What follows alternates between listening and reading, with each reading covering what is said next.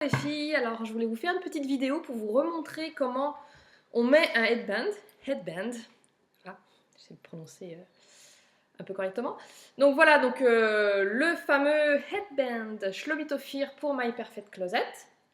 Donc voilà, je vous remonte, il y a la partie bijoux qui est sur le dessus, les petites chaînettes sur les côtés pour que ça soit joli. Et au dos, ce qui est important, c'est la partie élastique qui va permettre, que ça tienne en place, de rentrer facilement les cheveux et que ça soit confortable à porter.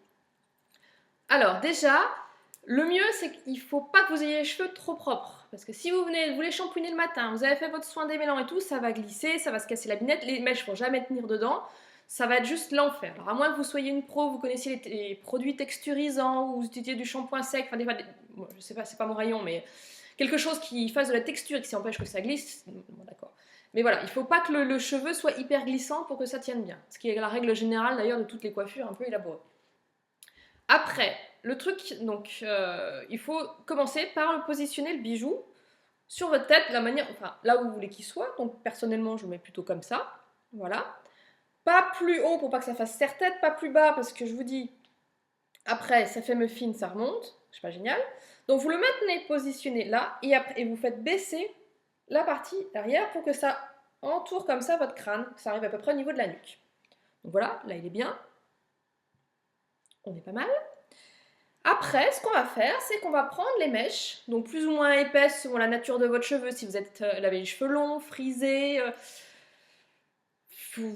crépus, pourquoi pas, enfin voilà, selon votre nature de cheveux, donc vous allez prendre des mèches et vous allez les entortiller, et les glisser dans l'élastique derrière. Donc en les entournant vers l'arrière, comme ça, et on les rentre dans l'élastique.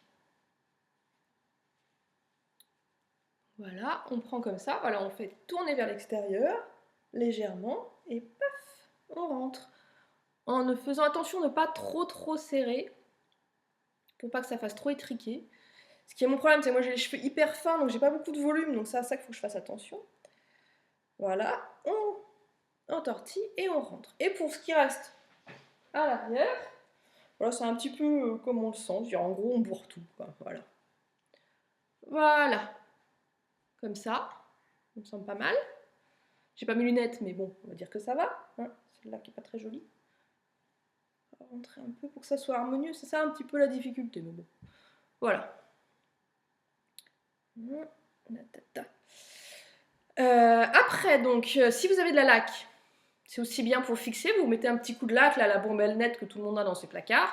Et éventuellement aussi pour l'arrière, là, de mettre quelques épingles à chignon pour sécuriser les mèches à l'arrière au niveau de l'élastique. Donc voilà, on ne peut plus simple, ça prend 3 minutes et ben, j'espère que ça vous plaît. Ciao!